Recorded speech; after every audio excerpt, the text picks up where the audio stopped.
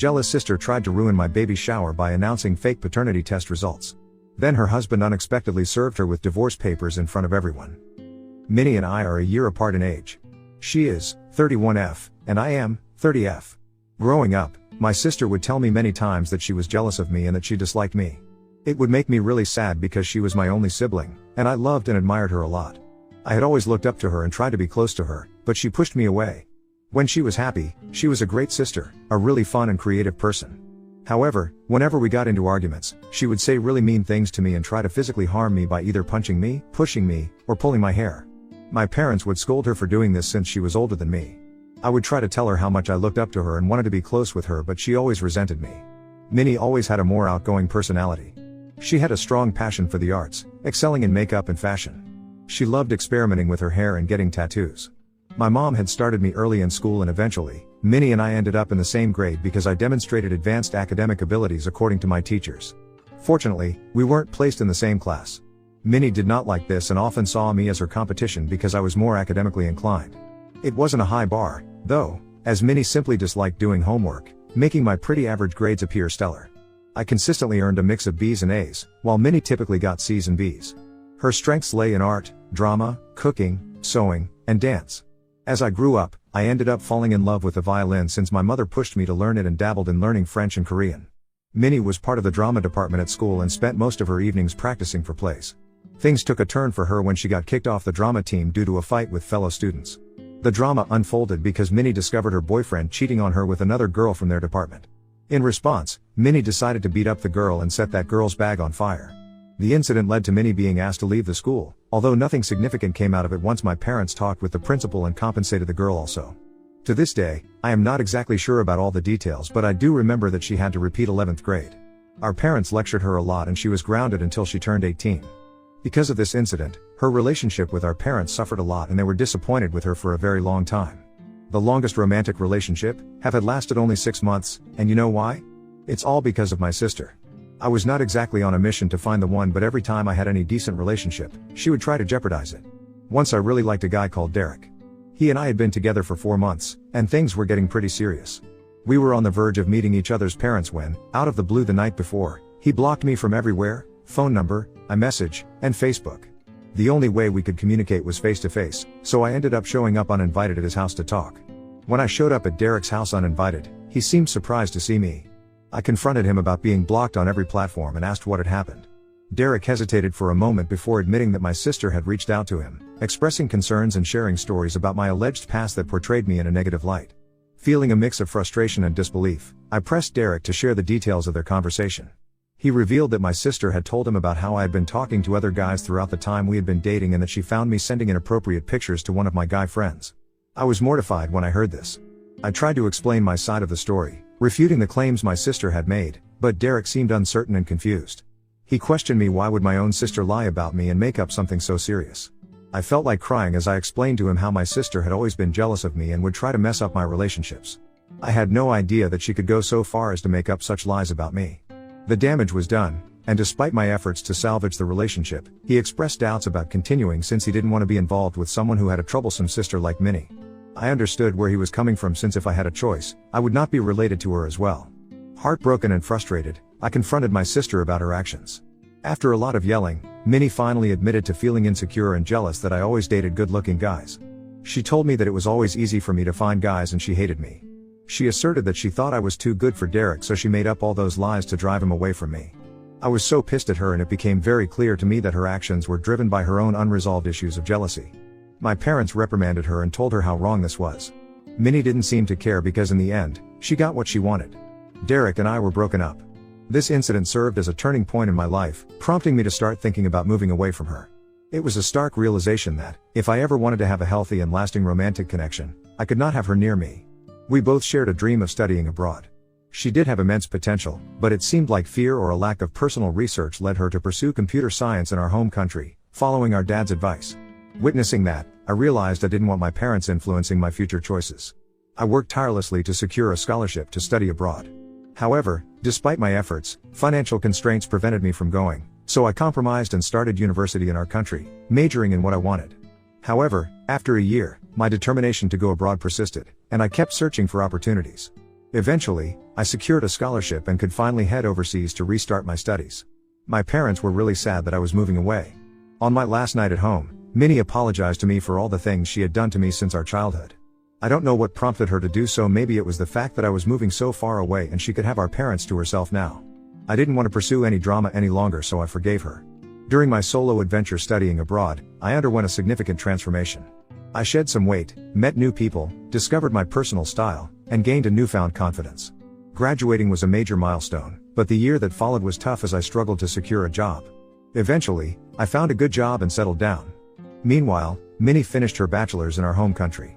She told me how she wanted to come and study in the country I lived in for her master's, so I encouraged her.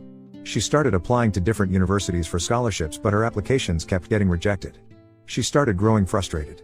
Once, she came to visit me and she stayed with me for 10 days so I could show her around. She could see that I had changed, and whenever she made any sly remarks to me about my clothes or my hair, I did not listen anymore. I found it very weird how she would try to control what I was going to wear or how I needed to behave in public if she and I went out for lunch. If I had some friends over, she would tell me how she didn't like them and how I needed to find better people to hang out with.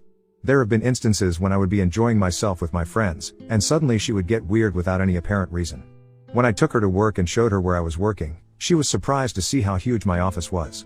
I excitedly told her how I had been presented with opportunities for new experiences in the field I was working in, but then she just went quiet and didn't even seem happy for me.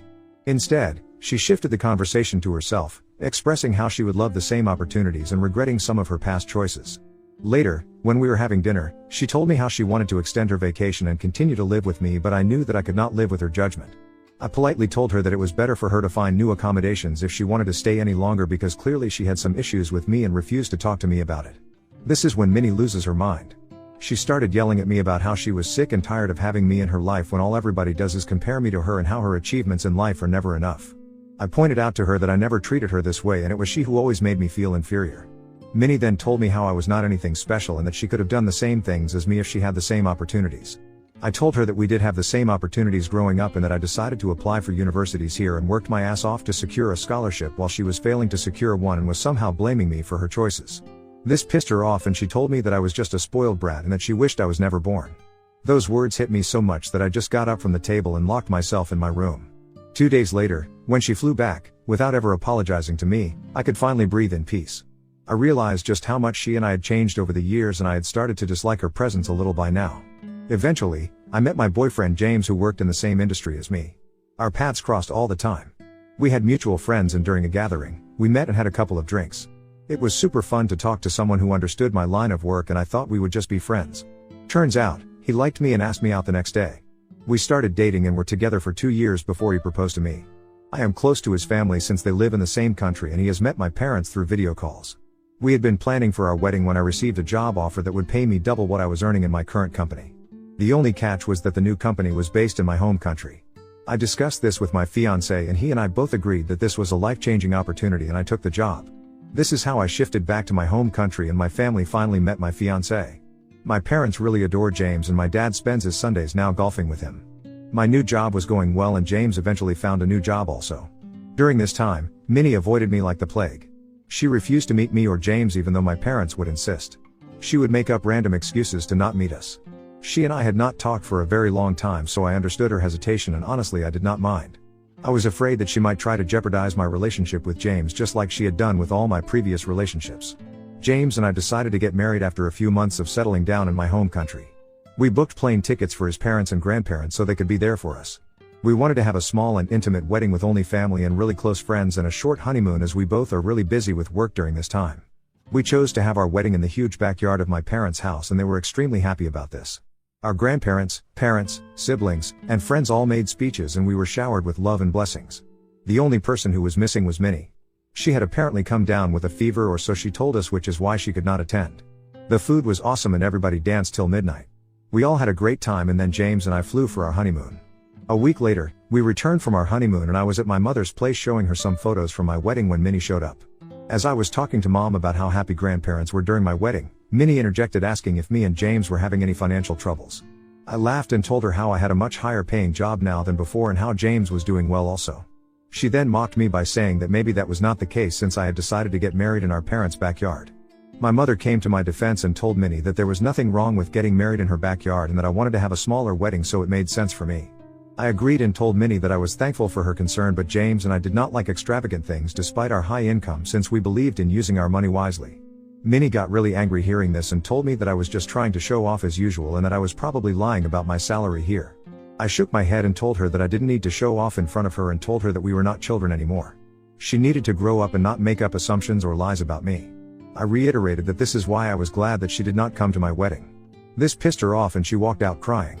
My mother did try to de-escalate the situation, but Minnie didn't listen. Later, she told my grandparents and some of my cousins about how I was glad she did not come to my wedding and more things from our fight. I did send her a text to apologize, but she didn't bother replying. Over the years, I have tried to stay out of her way as much as I can, although we did have a few good moments also.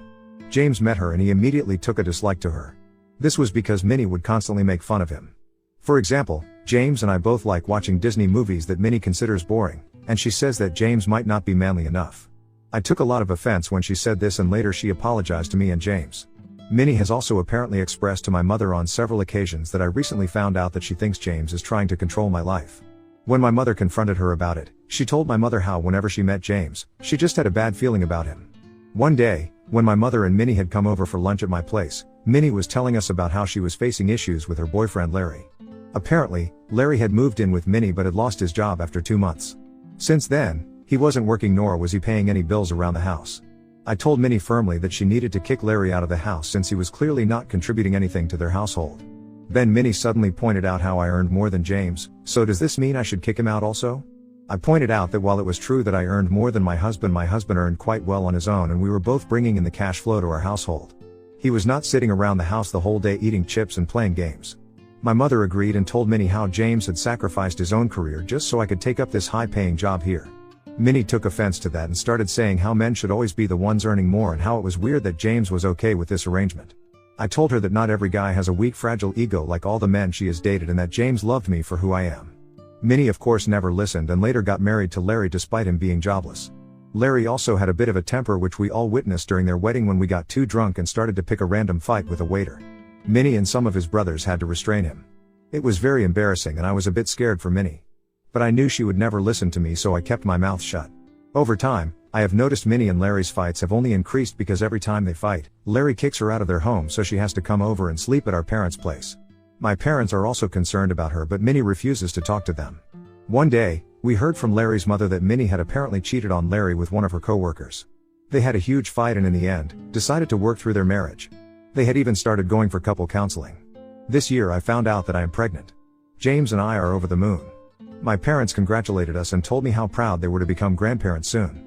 They assured me that they would be there for me every step of the way. Once Minnie learned I was pregnant, she asked my husband and me about names we liked and whether we wanted her help. James and I had discussed a few names, but I did not want to share it with her because I knew how judgmental she could be. I said a very firm no and told her no name would be shared until the baby was born and the name was official. Minnie suggested very strongly that this would be a terrible idea, saying that we should discuss the names with other family members so we could give the best name to our baby. I told her we did not want people interacting or interfering in the name choice since this was our baby and we were going to name it whatever we wanted. Later, when it came to the baby shower, I asked my mother to arrange everything. I trusted my mother's judgment, and besides, I hated planning. I had also asked my mother to inform everyone to not give me any gifts since we still didn't know the gender of the baby. I just wanted to have a good time with my friends since it had been such a long time and learn tips about motherhood. On the day of the baby shower, I was pleasantly surprised to see that my mother had invited just my close friends, which is exactly what I wanted, and there were non-alcoholic drinks for everyone. I was having a great time catching up with my friends when Minnie showed up wearing a shirt that said godmother to be. My eyes widened in shock as there was no way in hell that I was ever going to make her my baby's godmother. It was a bit awkward as Minnie kept telling everyone how she had always wanted to be a godmother. What was frustrating was that she never even discussed this with me. As the day unfolded, my mother invited my husband, my father, and Larry to join us later in the afternoon since we were going to find out the gender of the baby. As me and James cut the cake together, we were shocked to find out that we were having a baby boy. Tears rolled down my eyes as my friends came and hugged me. However, Minnie suddenly got up to announce that she had something very important to say. Everyone stopped talking and looked at her curiously. She looked very solemn as she took out a document and held it up in front of everyone. She then announced that a few days ago, I had apparently gone for a paternity test and found out that James was not the father of my baby. She dramatically declared that the test results indicated a different father for the baby. The room fell silent, and my husband James was visibly disturbed. He turned to look at me as I stood there in shock. James asked me what was happening and if what Minnie was saying was true. I shook my head and looked at Minnie to explain herself. My mother, without a doubt in her mind, asked Minnie what the hell she was up to and why was she even making up such ridiculous things. She snatched the document from Minnie's hand and pointed out how the mother's name didn't even have my name on it. This is when Minnie started to laugh. My friends looked at me in bewilderment. With a smug expression, she revealed that she had downloaded a fake paternity test from the internet and came up with this plan to prove a point. She claimed that she wanted to expose James for who he was and how he was definitely abusive towards me. The entire room was in shock and disbelief. I asked Minnie if she was right in her head because my husband had never even raised his voice on me, let alone be abusive. She started to say how there was no way that a man could be happy letting his partner earn more than him and how she had suspected for a long time that he was extremely controlling. She went on to give random examples and then concluded pointing out how James got angry when she first announced the paternity test. I yelled at her that the reason James got pissed was because she publicly humiliated me and by announcing that my child didn't belong to him. I told her how my husband had never abused me or locked me out of our house and she seemed to be projecting. I watched Minnie's face get red in embarrassment. I continued to tell her how I was so sick of her always being jealous of me all my life and how disgusting it was for her to turn my baby shower into such a fiasco. I announced to everyone that Minnie had always done this and recounted how she would lie about me to my ex-boyfriends. Minnie stood there looking humiliated. My mother told her how she had gone too far this time.